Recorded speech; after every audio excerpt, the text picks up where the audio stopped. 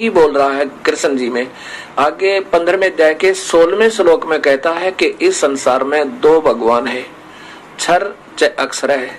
क्षर पुरुष और अक्षर पुरुष। क्षर पुरुष तो ये ब्रह्म है, ये अस्थायी नाशवान, ये तो बिल्कुल क्षण भंगुर है समझो, लेकिन इनकी आयु हमारे से तो बहुत ज्यादा लंबी चौड़ी है, इसलिए हमने ये अविनाशी नजर आते हैं।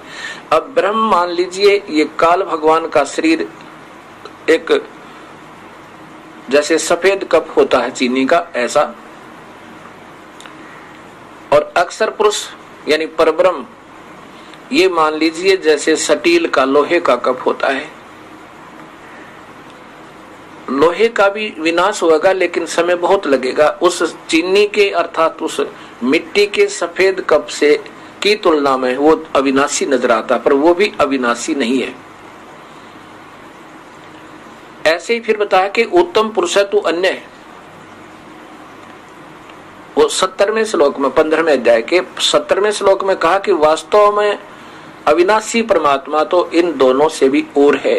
जैसे सोना, फॉर एग्जाम्पल, उदाहरण के लिए सोना धातु का विनाश नहीं होता, उसको जंग नहीं लगता।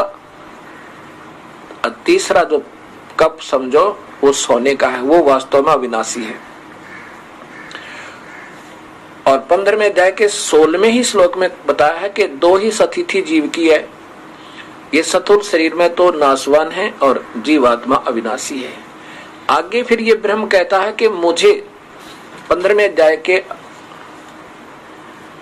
18वें श्लोक में कि मुझे तो पुरुषोत्तम यानी वेद के जानने वाले मुझे तो पुरुषोत्तम इसलिए कहते हैं कि मैं इस जीव आत्मा से जो मेरे किस ब्रह्मांड में मेरे काबू में है उनसे उत्तम हूं, उनसे श्रेष्ठ हूं।